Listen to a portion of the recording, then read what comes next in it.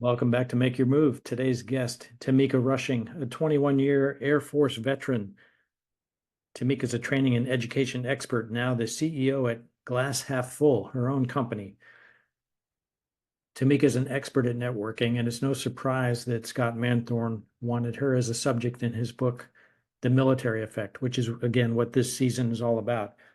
Tameka talks about how she uses local expertise that's available to help her with her business, specifically the local chamber, and how she supports and volunteers within that chamber as part of her own business development efforts. We'll talk about how her career was influenced by mentors and how she is helping others enter the business or enter the world of business from her uh, personal experience having served in active duty. I know you'll enjoy this episode of Make Your Move with Tameka Rushing. Here we are with Tameka Rushing. Welcome, Tameka. How are you? I am well. I am well. Thank you. Thank you for having me. I am thrilled to be doing this. This is a passion project that stems from the connection with Scott Manthorne. Tameka, you don't know this, but you have the honor of being the first to be interviewed for this series. I'm not sure of the exact flow of the publication of the series, but you are the first to be interviewed. And the way this Okay. works is we batch record these, and then we're timing them for release to coincide with Scott's forthcoming book, The Military Effect. And Awesome. I want to get to your business, but before I jump into your business, I want to ask you about how did Scott Manthorne come to you? Right. Because he did. And I was like, okay. And honestly, it was through another individual that is a part of the military effect, which is Stacy Rasky. I met her at a conference last year and she was on a panel. And so I heard her speaking to other people about what she did and she said something about leadership development. So I approached her and I was like, "Hey, I call it ear hustling." I was like, "I was ear hustling and I heard you say something about Air leadership hustle. development, like tell me more." And so we immediately connected and I became a client of hers and she passed my name on to Scott. So you'll have to ask her in her interview um, how she met Scott. But that's how I was connected to him is through networking and eventually business with Stacy. So Scott reached out and he said, "Hey, I've got this great idea, and Stacy thinks the world of you." And Yes, were essentially. you surprised by this? I was very surprised because I hadn't known her that long. Like our relationship, hadn't been very, very long. So for me, I was surprised because, like, okay, I clearly left, a good enough impression on her to, because this is huge. You don't just give a name and just say anybody. So I was very honored, and just proud of myself. I was like, okay, I showed up authentically and she saw it and felt that this would be something that, I could, contribute to. So I was very honored. I have a theory about military networks or Mhm. the networks of military people. And I say that they are geographically diverse, but the network itself is not particularly diverse in Right. substance. And I wonder, do you agree or disagree? And could you self-assess your network as you were coming out of active duty and where you think it is today? Sure, absolutely. I agree. It's that family, the non-blood related family. And it's almost, and I've heard the same with like sororities and fraternities. No matter where you go, you meet a veteran and it's like an immediate connection. That's my personal opinion. Even if, it's through overhearing a conversation or seeing someone's hat or a shirt they have on and just I've always felt comfortable to thank someone for their service, even without saying I'm a veteran, because, oftentimes it's not about, me is how I see it. But if the opportunity presents itself in a natural way, then I'll bring it up. But it's just something about always just having that connection with someone that understands that world. And speaking with Scott, it was very interesting to see that, like, he's like, I'm not a veteran. And I was surprised. I was like, oh, he's like, yeah, before this book, I really didn't know anybody in the military. And I was shocked. I was like, wow. And that's great of him to even take on such a adventure, because it is an adventure, right? And just to see too how he's learned so much about, the military in general, and veterans and active duty. And it's amazing to honestly, like, I love being a part of this family, and that's what I consider it. So Has your network strengthened in your post-active duty life? not initially, because I initially went into corporate healthcare, and we could talk later about what that transition looked like. So not so much there, but when I started my consulting company, that really skyrocketed because I joined my local chamber, but specifically the Veterans Business Council. And they have literally taken me in. They have connected me with the right people. They've asked, and they've checked up on me, and they've put me in rooms, and they've discussed me when I haven't been in rooms, with certain people. And that has been my strongest ally group, is connecting with them, who've connected me with the people that I needed to reach and just get to know. Let's jump right into what are you doing now? Because it seems that you've found your business rhythm, and Yes. and things are going really well. And then we'll jump back to active duty and the Sure. transition. So Sure. brag about your business. Yes. So Glass Half Full Solutions, which I love because it's all about mindset, with the glass half full. My clients are those individuals that have been amazing workers, or they have great resumes of being an individual contributor, and they're now a leader or a manager, because some people say you manage people and leading is different, right? And I help those people transition from being a good worker, being a great individual contributor, to being not just a leader, but an inspiring people leader. So helping them, because a lot of people don't have those tools, or they're in companies that don't have a learning and development department. So they're put in these positions and they really don't know what they're doing, or they're frustrated. And I've witnessed a lot of people really suffer in that space. They want to do a good job, but they just don't know how. And that's where I come in. That's where I help them with communication and building trust, connecting with their teams so that they essentially have a high performing team. And that's the ultimate goal. Where would people find you? How would they come to you? Is this a referral business? Is this something that you advertise? How does the Sure. business Right come? now, I'm not advertising. It's really most of my leads come in person, face to face, within the chamber. I do have a website.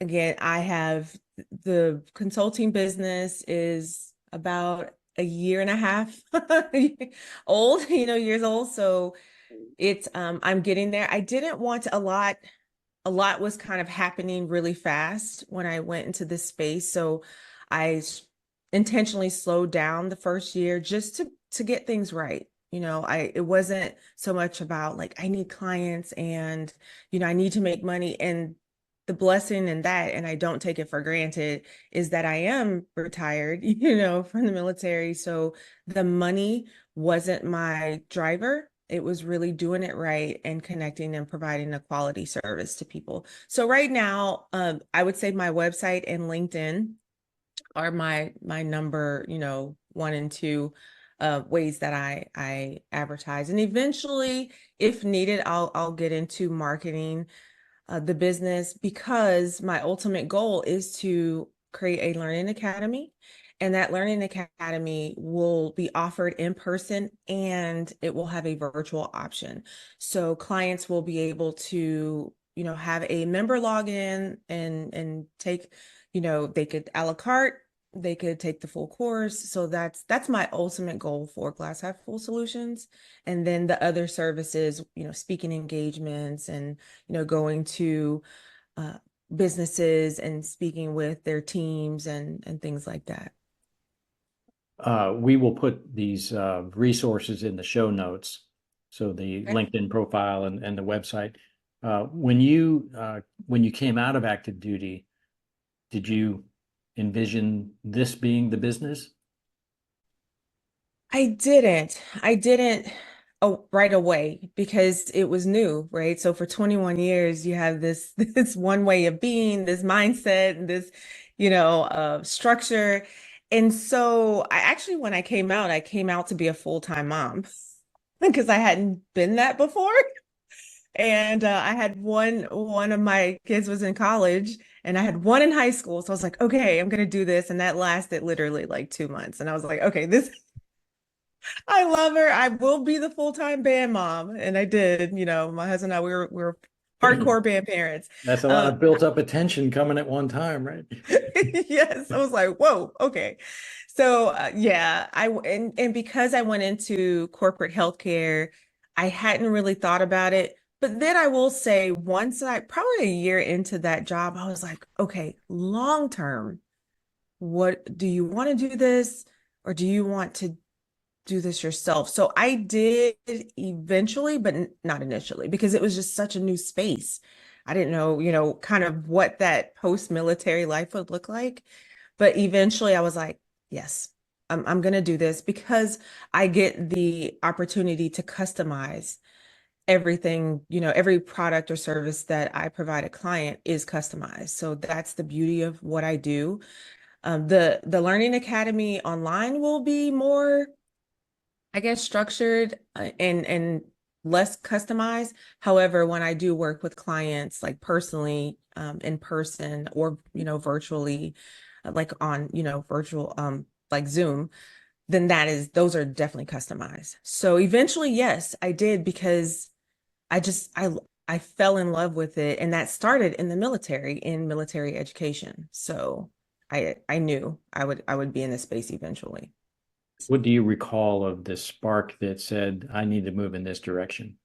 Yes, it's because I've witnessed and I experienced what bad leadership looked like. So, and not just in the military and not just in the corporate space, but even with my daughter in band, right? And watching her be, the captain of the flag or, just the spaces she was in, and then watching her friends who were in these leadership roles within the band. It's just, I've always kind of watched and paid attention to how people in leadership roles affect the people they're leading. So I knew that it was a little spark. That spark was always there. Just didn't really know what that was going to look like long term, but I knew it was there because it's almost like it found me. It would always show up and I'm like, that's a teachable moment. So that's how I look at those situations like, ooh, that's a teachable moment. Ooh, they probably could have done that a little better. And for me personally, I have I've experienced all types of leaders, right? Good, bad, just in between. And I've seen how bad leadership affects people, their health, right? And what it can do to the body and the stress and things like that. So I really, really want to help people remove those types of things out of leadership because sometimes leaders don't realize how they're affecting people and how they're affecting their lives and their health, and it's a whole lot that goes into it, right? And it's understanding who you are as a person, who you are at your core, what do you want to be, what's your goal as the leader. It's so much. It's not just like we're gonna have some fun team building and everybody's gonna get along great and we're gonna give them pizza and it's gonna be awesome. It's so much deeper than that. So I've always known that there was something there. And it actually started way back as a young girl in the Boys and Girls Club and being part of the community and watching that director, who was a retired master sergeant, just how he led us as youth. And I know that was part of his responsibilities as the director, but it was very influential, for me. So it's kind of always been part of my fabric, really. Is there a hero or mentor that you want to give a shout out to? I have a few actually, and they all just showed up in different phases. I will well, and Mr. Lee Curley, the director of the Boys and Girls Club, he's no longer with us. He passed away some years ago, but he was my first mentor. I didn't know what a mentor was back then, but reflecting on my upbringing, it was him. And then when I was in the military, actually, I didn't have my first mentor until I had been in 12 years. And she was my first mentor, and she actually met all of us. She was just such an awesome leader. But she became a mentor. Actually, she ended up becoming like second mom. We still have an amazing relationship, but that happened. And then another person, Brian Huber, when I was at one of my assignments, I had applied to be an Airman Leadership School Commandant. And that's when I had my first real experience with forming leaders. And I had only been on the base for 4 months. I did not know him prior to that, but he was my first sergeant. And he ended up becoming one of my biggest advocates to help me get that job. And it was considered a special duty. Not just anyone could be in that role because of the large responsibility that came with it. And so that was Brian Huber. And then Scott Hopkins. Scott Hopkins was the person who, when I transitioned out of the military and I had applied for the one and only job I applied for was learning and development space. And I learned as the hiring manager, he had been in the Air Force. He had been an officer in the military and he had served time at the Pentagon and everything. So he was instrumental in helping me with that transition from military to the civilian world and healthcare. I never worked in healthcare. So he was such a huge advocate and for me to get the job, first of all, because I hadn't quite finished my master's degree and that was a requirement. And he went to bat and he had to explain to him, like, I understand the degree. However, her experience having led, a college accredited school in the military and overseeing 8 schools at 8 different Air Force bases was, unique. And a lot of people can't say that they've done that. So had it not been for him, I wouldn't have entered that space. So, and then finally, I will say transitioning from corporate to being an entrepreneur in the consulting space, I would have to say Jack Webb. He is another veteran in the local chamber of commerce that I'm a part of. And he literally just took me under his wing and he was very instrumental in navigating in the business space in an area where I live, but I'm not from. And I've only lived in this space not even 5 years. So that was helpful in helping me out in being an entrepreneur. So What sort of advice would you give to a transitioning military person coming behind you? Say somebody's about to get out we're recording this in spring of 2024. Let's say they're going to get sure. out within the next year. What sort of counsel would you offer? I would definitely say or ask actually, what are you passionate about? What makes you happy in terms of what you want to do and how you want to navigate, post-military life. Because oftentimes people will chase the money, right? And it is great and totally understandable. But I find people who find what they're passionate about and then seek that, and especially if they have time, they're not transitioning like right away, lean into that. Lean into that and then decide is this something that I want to do or I'm capable of doing on my own? Or would I like a transition space by working for somebody else to learn more about that passion?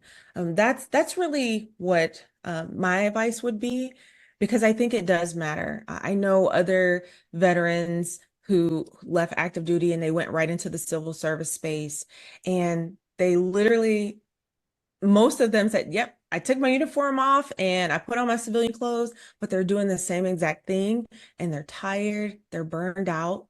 The money's good, but then they're not enjoying it because the work is such a grind, that it's hard for them to do anything else. And sometimes that comes at a cost. So I really believe in figuring out what you're passionate about and seeing if there's an opportunity to lean into that if you have that time before you're transitioning. Last question here. Do you have a typical work week right now? A typical work week for me right now, again, I'm still, that entrepreneurs know, entering halfway through year two. So a typical work week for me really is a lot of chamber work. I'm on the leadership team in terms of the professional development council within, or committee within the Veteran Business Council, under the chamber. So I do a lot of work there, helping out with conferences and workshops and things like that. And then other councils within the chamber. So I'm very invested in that. And then that helps. I'm now navigating into the community in that space. So there may be opportunities there. So lots of meetings and connecting there. And then as I'm starting to get clients, I'm having client, calls with leads, or I have, some subcontracts as well with other companies. So just really, deciding like, okay, what do we have on our plate? What do we need to do? And scheduling and things like that. So right That now it's not too too busy, but that's what a typical week looks like. Not to put too fine a point on it, but I just want to draw out something for the audience here. Sure. When you say work with the chamber, is that volunteer work that helps connect you and maybe develops business leads, or is that a paid role?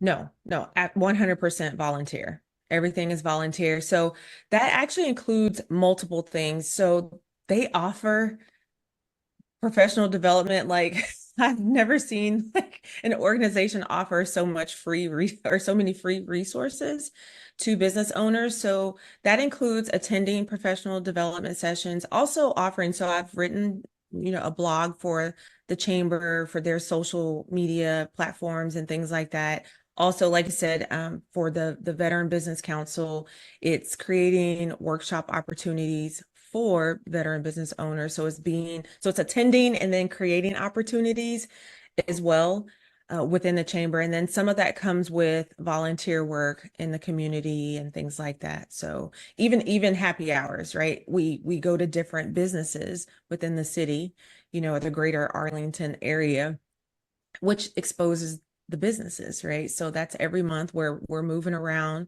the city and giving businesses opportunities. So it's a mix of different things, but everything is 100% volunteer. Tameka Rushing, thanks so much for sharing your experiences with Absolutely. the military effect and the network effect. Yes, thank you so much. I really appreciate you having me, and look forward to, someone seeing this and being inspired, to go and be great.